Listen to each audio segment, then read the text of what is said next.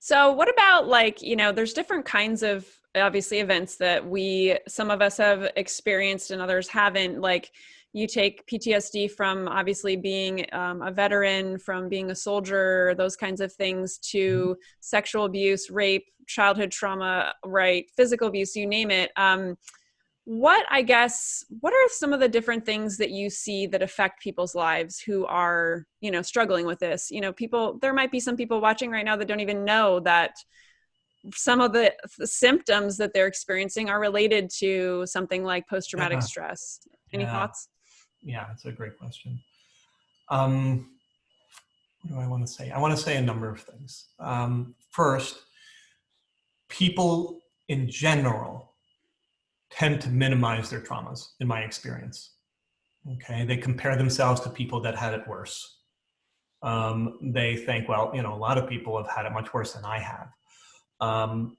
And when we look to traumatic moments in time, we see certain qualities. We see, if you look at the work of Dr. Scare, you look at several others, we look to what often are called Udin moments, so UDIN. So in other words, something happened in my life that in the moment was unexpected and dramatic, okay? And in the moment, the experience of the person, if it was me, would be that even if there are people around me, I feel isolated and alone in the moment. Like there's nobody there to help me, it's just me, and all of a sudden this vortex happens.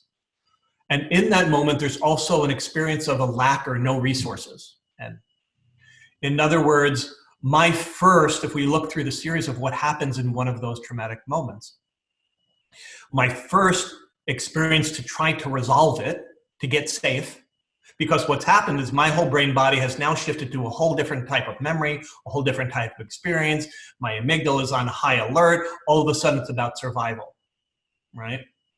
And in that survival moment, there may not be a bear or a tiger. It might be being 4 years old and dad having that really angry face and coming at me, but he's still twice the size of me. So my experience as a child, for example, is, can I appease first? Can I socially engage and make it better? And if that doesn't work on this whole neuroceptive, below the level of awareness and consciousness and decision-making, what happens is I then see, can I fight this off?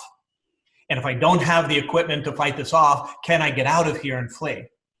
And if I'm not able to fight or flee, then I move into that freeze response in which I shut down. Part of me thinks it's over. My body starts to go into a numb response. I disconnect from my feelings so I don't have to feel the pain of it. And so all of these steps can happen very quickly. Now, that being said, does that experience happen when somebody comes at me with a knife? Does that happen during a sexual trauma or rape? Does that happen when all of a sudden the house is on fire? Does that happen during an earthquake? Does that happen during an accident? Of course, these are significant, what we call big T traumas. So first, people can still minimize those because it wasn't worse as somebody else. But the little T traumas in life that still have prolonged lifelong effects are the ones, because we're often young, feel like I'm not going to survive this. Even though if somebody else was watching, they might say, well, it was just your dad was angry. It's like he wasn't going to hit you or anything.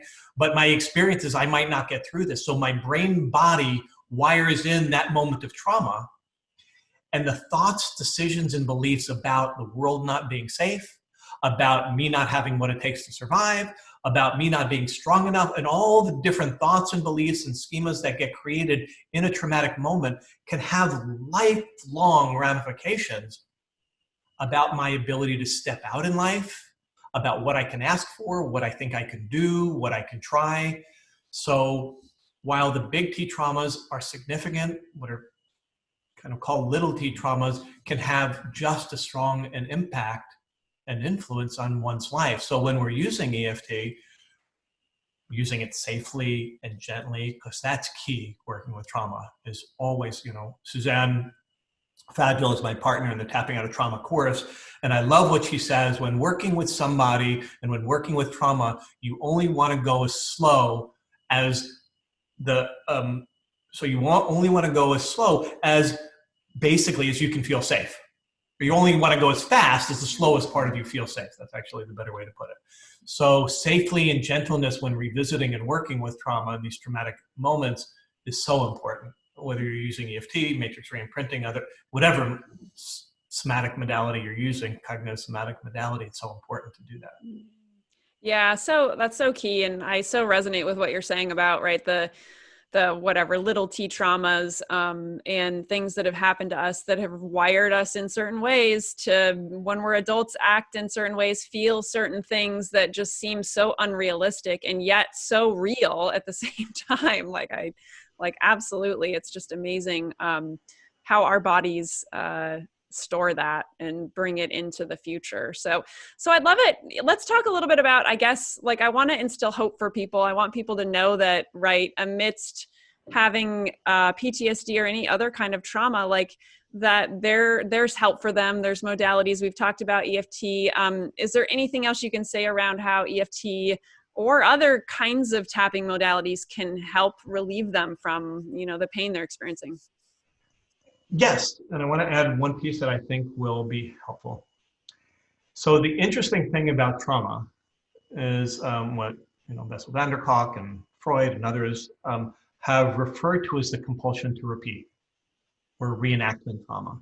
And so what I want to say, this is how I hold this on kind of a spiritual context, is that when we experience trauma, and you can look for yourself, is when not resolved, not healed, it keeps repeating itself in various incarnations, right? So in other words, as a child that perhaps had trauma with an alcoholic parent, and they swore they would never be friends with or be in partnership with somebody else that had that concern, that issue. And yet somehow they end up with friends that are hiding it, or a partner again. And we start to see this, it's just a fantastical, non-coincidental repetition of trauma that keeps getting recreated in our life. So on one hand, you can look at that's terrible. On the other hand, it points to a pattern that can lead us back to where this started. So when dealt with an effective modality, EFT, matrix reprinting, other modalities, EMDR, etc., that when you start to look at healing the trauma, here's the way that I think of it. I think of it as we're born in as this very whole being when we start, if you want to look at it on a soul level or however you want to see it. And then trauma happens and it limits us. It contains us. It says, you can't do that. You can't do that. Don't even try doing that. You'll never be able to do that. And the effect of that trauma limits our life. And there's some larger part of us that says, no, you're not this little being, you're this being.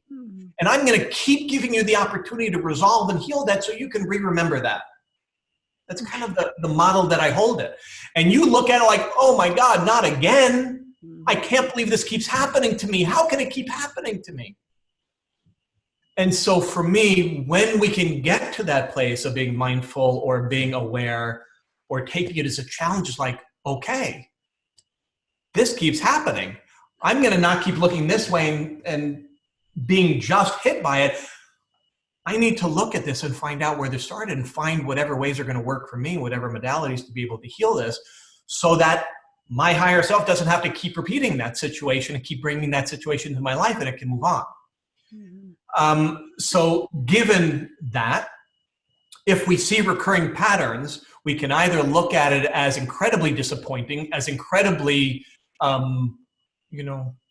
want to choose the words well, is that we're at the effect of it and it's happening to us. Or we may be ready to say, okay, clearly there's something that needs attention here. And the amazing thing is, once I watch and I see people start to heal that trauma, once they can start to hold it in their brain, body, beliefs, feelings, sensations, physiology a different way, once their brainwaves can start to change in response to those triggers, etc. Because the triggers may not be what we think they are. It's amazing, the associative memory we have. I can have an event and every spring I start feeling stressed again because the event happened in the spring, and it's not that I consciously remember that. Mm-hmm. So as we start to heal that, life opens up. Our window of tolerance expands dramatically. Our resilience starts to be able to be overcome and be able to not respond defensively and in strong reaction emotionally to when those triggers happen around us. So I just look at somebody's life when we start to have a window of tolerance expand, be able to experience this and be okay. And then this, and the relationship, and what we're seeing on the news, and what's happening physically doesn't mean I'm going to die. And so absolutely, I am, I just want to say there is so much hope, especially with so many of the newer modalities that we're showing to be effective for working with PTSD. Please have hope. Even though you haven't maybe resolved it yet, does not mean it can't happen. I see it all the time. I love it. Thank you. I love that. I so resonate with that on a personal level, those cycles repeating, and absolutely just, you got it right. Like, it's not easy, but looking towards it and figuring out what it is and what we need to look at and what we need to, start just, paying attention to ourselves. And it's just, so key. I love it. Thank you for that. You know what? And what we were saying, we started off earlier, and I just want to say, on one hand, I once wrote an article about this, of the light and dark of a diagnosis, right? And on one hand, the beauty of a correct diagnosis is like, oh my God, I'm not crazy, right? This exists. It's not just me. And that can be really helpful in one's healing. And once given a diagnosis, it can also feel and be experienced like, this is forever. This is what I have. This is what everybody's saying is all can be done with it. It can't actually go away. It can't actually be cured. So I'm stuck with this forever. So, I'm with each person, I want to be very sensitive that I'm ever discussing is the use of terminology, the use of diagnoses. Even if a diagnosis exists, how much of part of their thinking about it does it become? And is it useful? Or is it detrimental? So, we're talking a lot, people here may not have been diagnosed with PTSD and trauma. Don't use the term PTSD if you've not been diagnosed. It actually starts to create a field of, then I'm like everybody else with PTSD, and others with PTSD, lives might be far more affected. So I just want to address those that are listening that may have experienced trauma and have been affected by it, and those that have PTSD, that it's an individual basis, and whatever we can find that's effective and that makes us feel safe and that helps us to resource ourselves and move us on a healing journey, that's unique to each person. Yeah, beautiful, Craig. Thank you for that. That is so important. Labels are an interesting thing, just like you said, right? The light and the dark, the positive of it, and at the same time, the negative side of labeling ourselves. Really important in our recovery. So, this has just been amazing. I love it. Thank you so much.